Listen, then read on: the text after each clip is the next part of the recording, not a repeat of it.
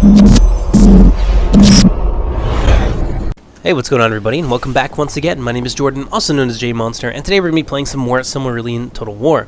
This is a 2v2 battle pitting a united army of the Sons of Feanor who will be defending this beautiful little elven settlement here on the Arvernien map, which was again made by Stewart of Dale. So big thank you to him. He's been so prolific when it comes to making maps for the mod, and it just gives us so many cool places to play on, and yeah, it really just makes the mod worth playing. So big thank you to him.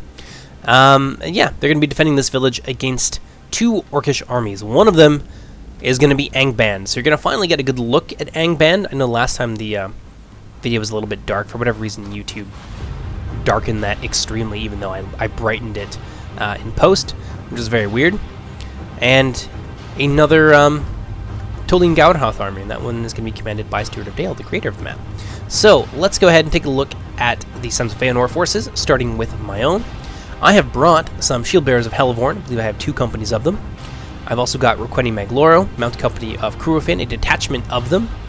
Over here I've got a detachment of Riders of the Pass, which is a heavy horse archer, and a full strength unit of Mounted Company of Curufin.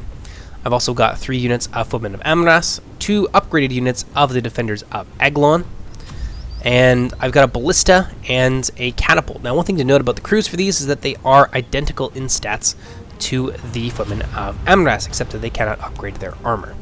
Just a big difference there between the two.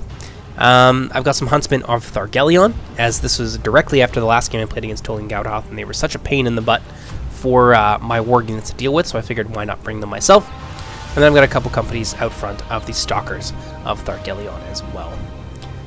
Over on my ally side, we have the forces of Death Eater, and he's going to be bringing some Shield Bearers of Hellevorn. Get a good look at the unit right there. Footmen of Amras, of course. His own Defenders of Aglon. Looks like a detachment of the Stalkers of Thargelion. Some Rangers of Hellevorn. He's got his own Requeni-Magloro. More and more Footmen of Amras. And then some more archers out front here. Company of Archers of Amrod. And then he's got his cavalry. 2 companies of Riders of the Pass, heavy horse archers, and 2 units of the Mounted Company of Celeborn, which are a Lancer unit. One thing to know about the Lancers, as I mentioned in the last video, at least I think I did, is that they have a bonus versus wargs. So they're not completely useless against warg units, but only specifically warg units. Against elephants and other cavalry, specifically horsemen, they do take a penalty. So across the field from us, we have a couple more DT clan members. This one is going to be Richie, who you'll recognize from the last battle. He is playing as Angband, and he's brought some Spear Guard of the Iron Crown. I really like this model. Look at that. They're just so nasty looking. We've got some cool decals on their masks and stuff that I have added to them. In the front here, we've got some Ironshod Legionnaires backing up several companies of Ironshod Halberds. Out front, Wretches of Angband, a little bit more of a heavily armored equivalent to the Hishbugkraz Warband. I believe that's the right unit. Yes, it is. Ironshot Arbalists in the back, company of Troll Guard of Gothmog in the center, a half-strength company of Guardians of the Iron Crown. Got some Bulldogs of Angband in here as well. Nasty Maiar, Fallen Maiar, mashed into an Orcish body. They are terrifying forces to behold on the battlefield. They are locked morale, and they give a small morale bonus to units nearby. Some Wretches on the back lines. Got some Ironshod Ravengers, 2-handed Axemen, and of course, the Valraukar, Balrogs of Morgoth, Spirits of Fire. And then we've got another unit here of the Spear Guard of the Iron Crown as well. And I know he's got him somewhere. I'm positive I saw them. Yes, indeed, he's got the Hydras. Oh, I'm sorry, the Uruloki. In this patch, they have a two-handed. They have a Fire Spit. And it's very, very powerful against light infantry, although against Sons of Feanor heavy infantry, it is not going to do nearly as much. Still, it is disruptive, and it will kill the odd unit, and it does cause morale shock. So it's a nasty little thing. A lot of big, monstrous units here, backed up with some really strong heavy infantry and polearms as well. Angband, still very much a strong faction, but hopefully a little bit more reasonable. Across the way from him, on his right wing, we've got the Tol-in-Gaurhoth army commanded by Stewart of Dale. He's got Gijak Skaraz heavy cavalry, some Hishbugkraz light javelin men.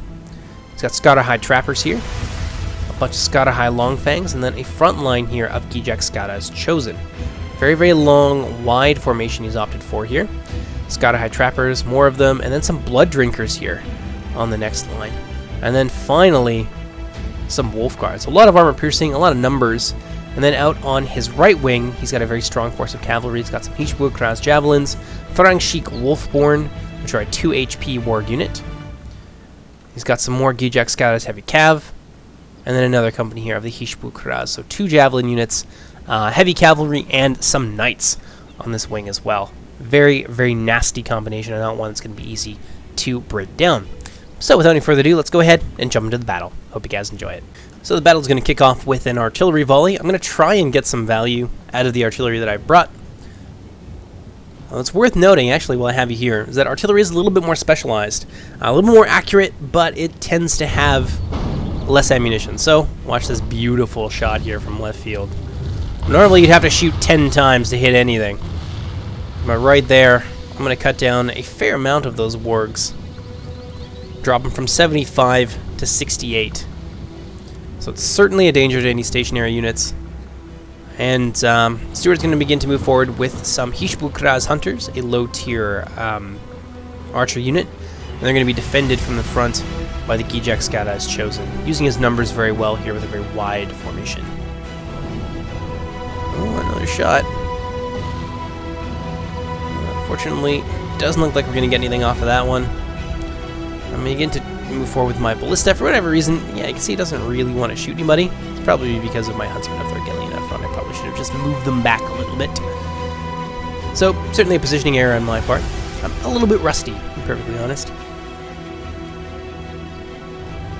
And over on this side, seems to be where the party is starting. I move forward with my mounted company of Kurufin. I'm going to take some pot shots here at the Gijak Skada's Chosen. Thin them out just a little bit, but unfortunately I lost micro on them. Got them a little bit too close to where they needed to be.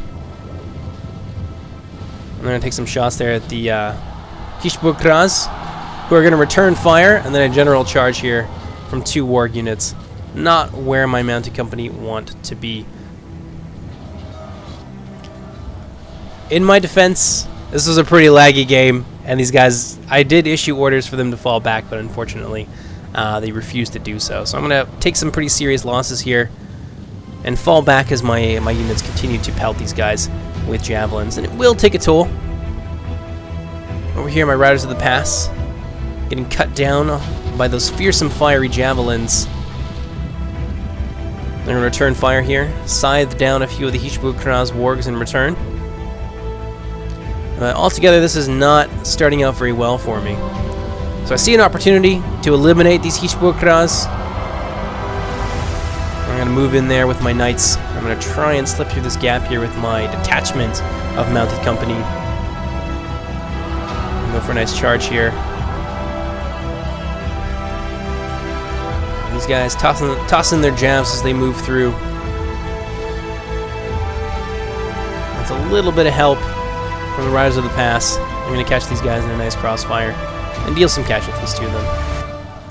Over here, the Hishbukraz Agulkalab are not meant for this kind of fight, and so they're going to be cut down quite swiftly by my melee cavalry and my knights.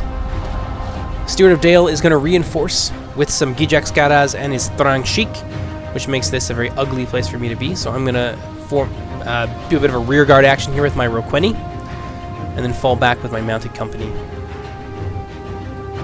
I'm going to use this other unit of mounted company to try and push their way through, maybe draw the Hishbukraz Agulkalab away from this fight, but they don't seem to be taking the bait.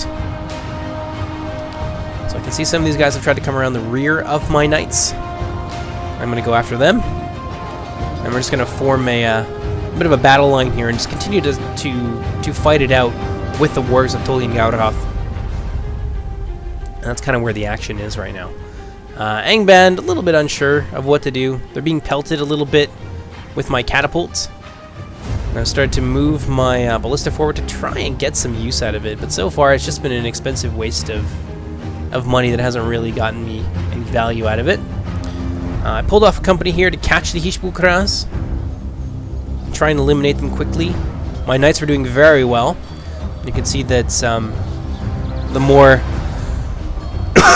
aggressive stance that I took here against the Thrang Sheik has actually kind of, the Thrang Sheik and their supporting war units has paid off. A little bit of lag there.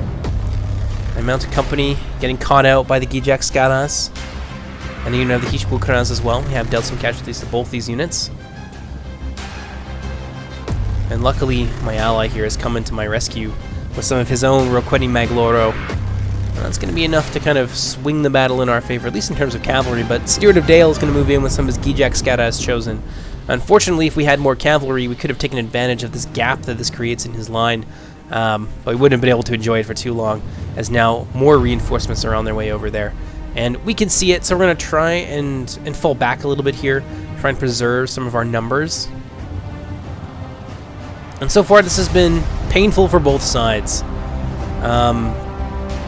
The Hishbul-Kras have taken some damage, the Thrang Sheik have lost nearly a third of their unit, and the Gijak Skadas are down to about half strength or so. But we're also not looking really all that great.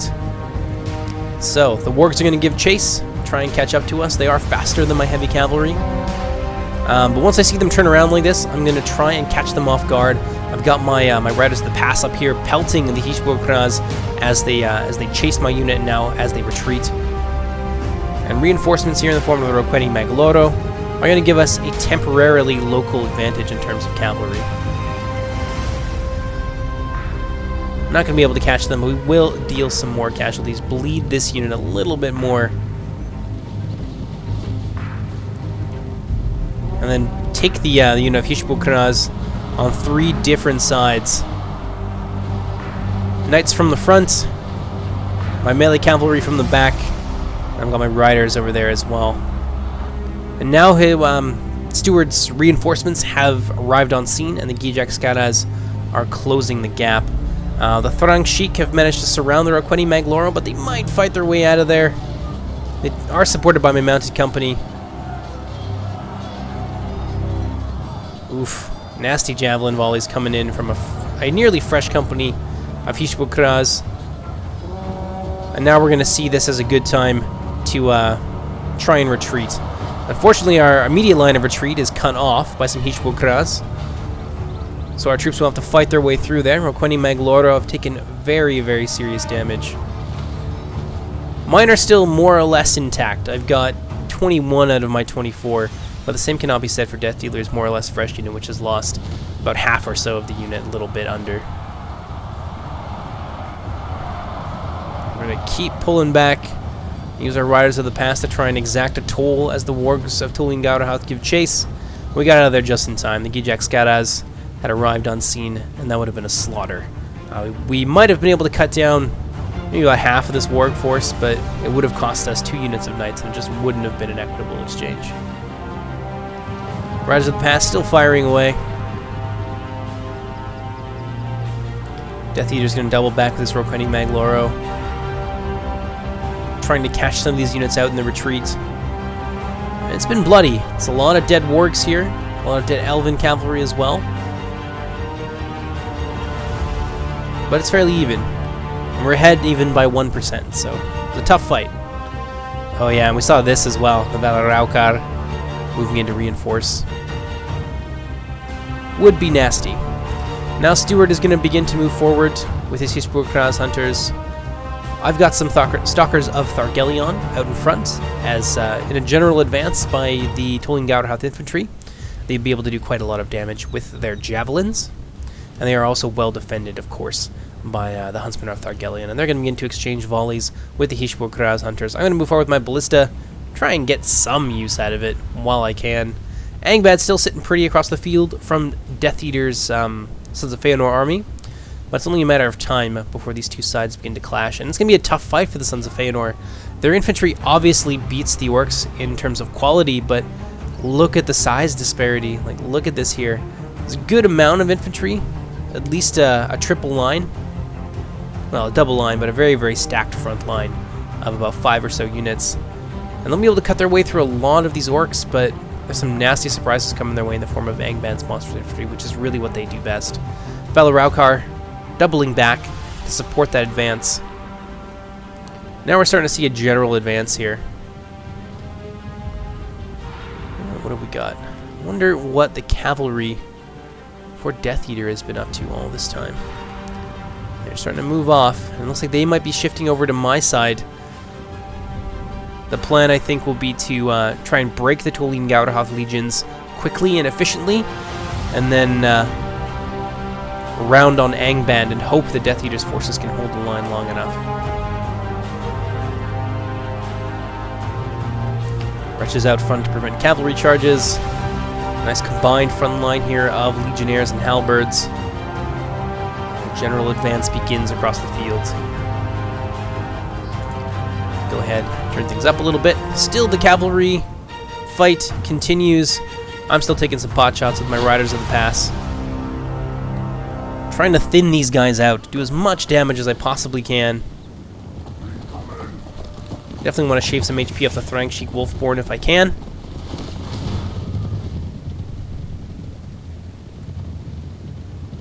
Each Vorkraz tossing a javelin at my Riders of the Pass, who are able to deftly skirt away. They're going to begin to give chase to the remains of our cavalry forces as they limp back towards our front lines. So my Stalkers of Thargelion are going to take some pretty serious damage from the relentless volleys of the Hishpokraz hunters. So I'm going to begin to fall back with them so I don't lose the units. I'm going to need them for later with their armor piercing. And the Huntsmen of Thargelion are going to be left to try and thin out the missile corps of Angband. And Angband is now fully on the attack mode. And the Sons of Feanor are going to have to close ranks and try and weather this storm. Death Eater's not going to wait for it to happen to him. He's going to rush the Wretches of Angband, who break almost immediately with the presence of that much elvish infantry. Death Eater's going to go very much on the offensive here, concentrating a large number of his forces in the center, but he is going to get caught out in the disorganization of that charge. And a lot of these guys are going to get caught by the Angband infantry. Ooh, and the javelin volleys begin. Look at that. That is beautiful. Can we have one more? Oh, yeah. And Angband is suffering pretty grievous casualties here. Valar Raukar supporting the front line. They're going to rush through and try and disrupt these troops, but they're going to have time to fire once more. And I think they've expended all of their ammunition at this point. One more volley. Predominantly concentrated against some of the really heavy units, Spear Guard and such. And then Tol-in-Gaurhoth is going to do the same. A lot of Tol-in-Gaurhoth units here, moving towards my front line. My Shield Bearers of Helivorn, moving to support my own cavalry, as I know that I'm severely outnumbered. Back here, I've got my Knights fighting hard against the Thrangsheik Wolfborn. I'm charging my Riders of the Pass as well to try and support them. These Knights are very sturdy, and they will be able to fight this out for a very long time, but this is not something that they are capable of winning. Not unaided in any case. You can see there's some Hishpokraz nearby as well.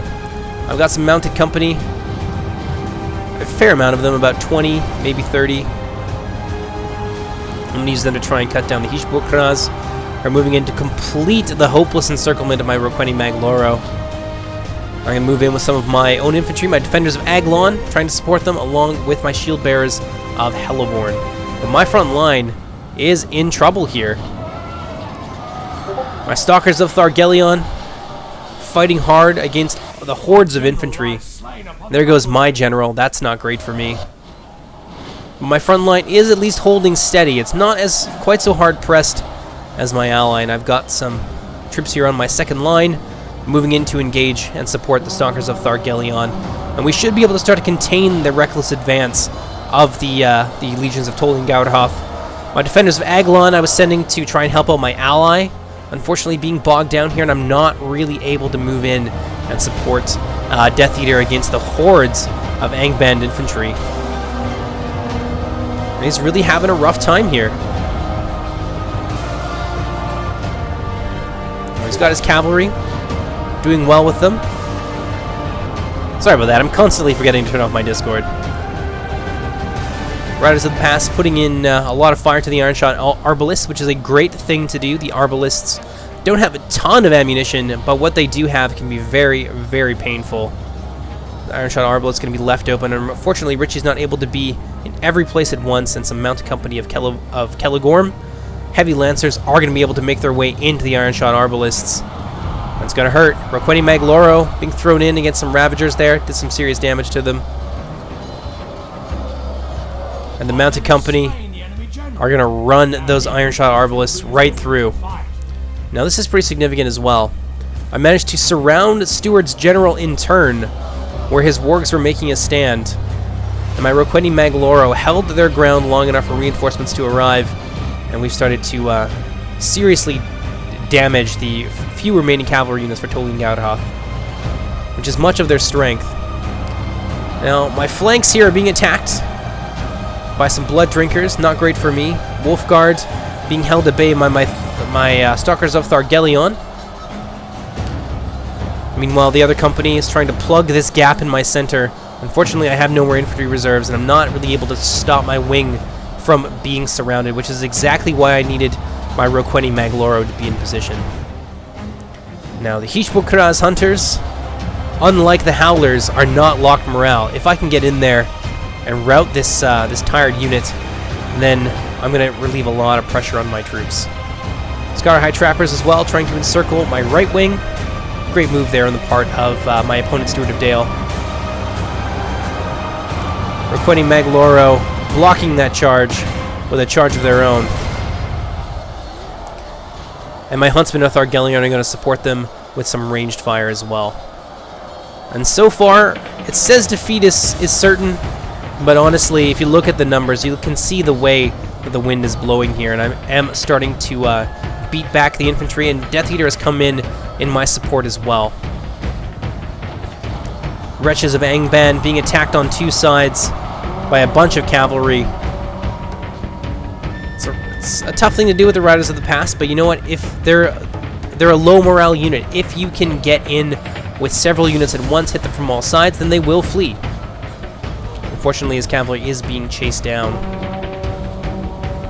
but he is able to lend me some pretty substantial aid here. That's going to be enough to rout Steward of Dale's army, but unfortunately the Sons of Feanor have been slaughtered from Death Eater. There are still some pockets of resistance which will hold up the remaining Angband forces for a time, but his left wing and his center are utterly routed. And now I'm trying to reform my line here to deal with the Valaraukar and the remains of Tol-in-Gaurhoth. Luckily, my ally has his cavalry here. He's able to rout off some Hishbokraz Hunters, and Steward of Dale's backlines are very, very much compromised. Those Hunters have taken some pretty serious losses, and now they are going to rout and fight to the death. My wings have been successful, my center is still more or less intact, and now I'm trying to form myself up here to meet the advance of Angband. I got some troops here from Death Eater that are actually reforming. Kind of the same problem that happened last time to me is now happening to Angband, where they need to deal with me, and a lot of these routing units that they're not able to run down are going to begin to reform. And back over here in the corner, there is one small engagement between shield bearers and Giajek is chosen. This is pretty much going to go on right to the end. My defenders of Aglon quite sorely reduced by the armor piercing of the Skada High Blood Drinkers. Nonetheless, with the aid of my cavalry, we are going to manage to rout what remains of Steward of Dale's right wing. That's going to free up some more infantry here. Got some Footmen of Amorast, a couple companies of them, some Catapult Crew, which are essentially heavy infantry, my defenders of Aglon, and now my Spearmen and my cavalry as well. So you can see me redeploying here. My allies' cavalry supporting me. And the army of Angband, at least on my left wing, are struggling. Over here, not so much. With the Valaraukar present, and now we've got some Uruloki in there as well. It's a tough thing for my troops to handle. So I'm going to rush troops in, en masse, to try and hold this Footman of Amorast. We've got some Archers of Amarant as well, fighting against Ironshod Legionnaires. They'll be able to beat them quite handily, but not with the addition of the Guardians of the Iron Crown, who are mace infantry. I can see the Uruloki there being a pain. So I'm going to move in with my Huntsman of Thargelion. They have very strong bonuses against mounts, and pretty decent bonuses against elephant class units in particular. And I want to try and free up as much of these forces as I can. Stalkers of Thargelion coming back as well. So I'm going to move in with my Roqueni Magloro. And they're going to charge down the Guardians of the Iron Crown. Unfortunately, it's not going to have the effect I needed it to, as Richie did see it at the last moment and turned around to face me. Ururoki beginning to fall, and now with the addition of my Huntsman of Thargelion, hopefully these two-handed spears will be able to make a difference here against the Ururoki. Rear charges here against the spears, very, very bold. My ally has managed to rout off a large number of these wretches, and I'm going to move to try and encircle. And I'm still rushing in more and more reinforcements, so let's go ahead and kick this into full speed here. I've got some Riders of the Pass, or rather, Death Eater has Riders of the Pass over this direction. Some routing units have reformed from Steward of Dale, but they're going to have to deal with my my Spearmen. Ururoki running rampant. And this is ugly. Yep. Those volleys into these troops. It's tough. What I probably should have done is sent my my archers here after them.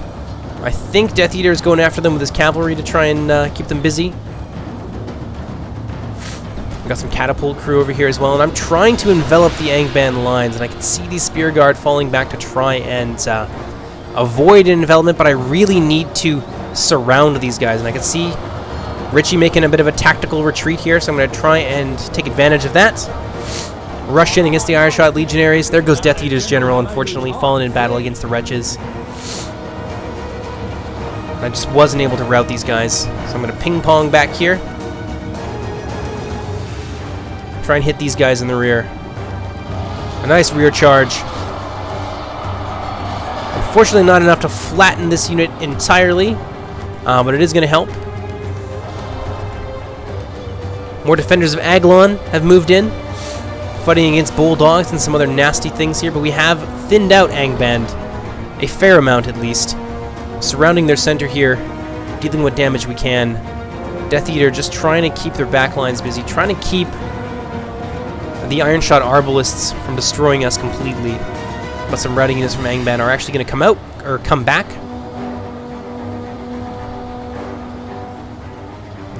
Looks like these troops are going to be victorious here as well. And they're going to be able to rush in.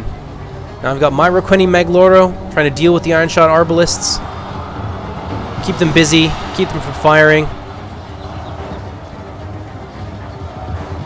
Unfortunately, a misplaced movement order is going to see the rest of my knights walk into the back of a pile of halberds, and they're going to be cut down nearly to the last man. This is where it starts to get tough. Some of the troops here from Steward of Dale have come back from routing. And now they're moving to surround us, and the tide is beginning to swing against us a little bit, as their reinforcements have moved to encircle us in turn. And the Ururoki still running around being a pain. And reinforcements, unlooked for reinforcements for Angband from the Dominion of Tol-in-Gaurhoth, are going to see some of my footmen of Amras break. And the Ururoki going mad, tossing my troops every which way, causing all kinds of havoc. And it was a tough battle. It was one that was really hanging in the balance there for a while. Go ahead and turn it up. Last stand of my surrounded Sons of Feanor infantry here, as they're bowled over by the Ururoki. We slaughtered the Balrogs, killed a fair amount of Ururoki.